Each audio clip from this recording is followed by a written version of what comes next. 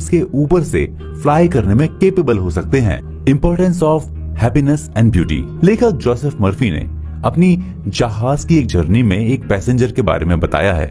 वो passenger sunset यानी सूर्यास्त को देख रहा था और कह रहा था कि मैं बहुत हैप्पी हूँ, मैं विश करता हूँ कि मैं जो ये डूबते हुए सूर्य की ब्यूटी देख रहा हूँ, ये ब्यूटी हमेशा ऐसी ही बनी रहे।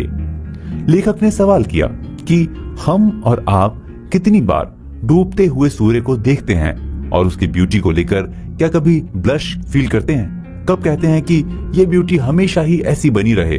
इस नश्वर दुनिया में जहां हर एक चीज को खत्म हो जाना है, वैसे में ये विश करना कि ये ब्यूटी हमेशा ऐसी ही बनी रहेगा, क्या सेंस है? इसको समझने के लिए हमें ये समझना होगा कि ईश्वर के सत्य हमेशा बने रहते हैं। कुछ भी हो जाए, सुबह तो होकर रहेगी, फिर शाम होगी, फिर रात होगी। ये ईश्वर का, उस डिवाइन का ट्रूथ है जिससे हमारा इंटरनल कनेक्शन है। लेकिन जब हम किसी ब्यूटी या किसी हैप्पीनेस को लेकर ये सोचते हैं कि काश ये हमेशा कायम रहती, तो हम डिवाइन ट्रूथ से कनेक्टेड होते हैं, क्योंकि डिवाइन के पास ऐसा ट्रूथ है कि वो हमेशा कायम है। लेकिन होता यह है कि हम अपनी लाइफ के स्ट्रगल में, उसकी प्रॉब्लम में इतने ट्रैप हो जाते हैं कि हम किसी ब्यूटी का इमेजिनेशन तक नहीं कर पाते। हम किसी बात को लेकर हैप्पी फील नहीं कर पाते। ऐसे में जो हमारी इमेजिनेशन होगी वो दुख होगा। हमारा बिलीव एक्सटर्नल फोर्स यानी बाहरी ताकतों से इन्फ्लुएंस्ड होगा और उस एक्सटर्नल फोर्स के बेस पर हमारे बिलीव का शेप भी एक्सटर्नल होगा। हमारे अंदर जो डिवाइन फीलिंग है उससे हम डिस्कनेक्टेड हो जाएंगे। आपका सेल्फ बिलीव कमजोर पड़ जाएगा, जिसका इफेक्ट आपके हर काम पर पड़ेगा।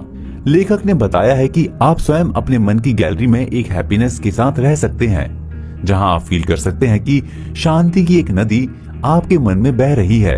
आप उस नदी की ब्यूटी को देख सकते हैं और उसे फील कर सकते हैं। जब आप उस ब्यूटी को फील करेंगे तो आप पाएंगे कि आपके मन में एक ब्यूटीफुल वर्ल्ड है, जहां हैप्पीनेस है, जॉय है, बिलीव है और एक दूसरे से प्यार करने वाले लोग हैं। ऐसे में आपके मन की ब्यूटी ईश्वर की ब्यूटी से कनेक्ट हो जाएगी।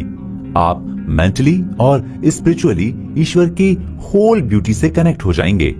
आपकी इमेजिनेशन ईश्वर की ब्यूटी की तरह रेडिएंट होगी। जैसा कि इस बुक में बार बार ये समझाने की कोशिश की जा रही है कि आपकी इमेजिनेशन पर ही आपका सेल्फ बिलीव डिपेंड है। आपकी इमेजिनेशन से ही आपकी सक्सेस की राह ओपन होती है।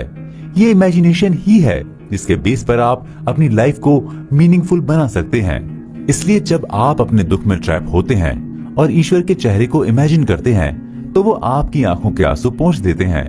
यानी आपके सारे दुखों के अंधेरों को ईश्वर अपने प्रकाश से दूर कर देता है। आपका बिलीव आध्यात्मिक शक्ति के डायरेक्शन में चलने लगता है। आप ये डिसाइड करते हैं कि अब और आंसू नहीं, क्योंकि ईश्वर ने आपके आंसू को पोंछ दिया है। जो था वो पास्ट हो चुका है और ईश्वर हर एक चीज को नया करता है।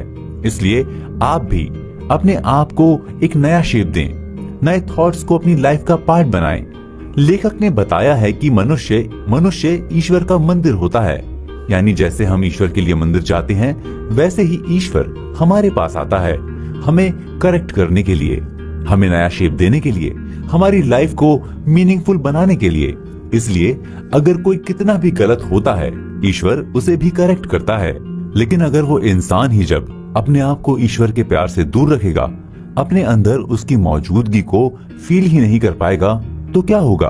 तब तो ये पॉसिबल ही नहीं है कि ईश्वर उसे करेक्ट करे। लेकिन यहाँ सवाल तो ये उठता है कि जब ईश्वर ही किसी इंसान की गलती को करेक्ट कर सकता है, उसे माफ कर देता है, तो हम क्यों नहीं करते?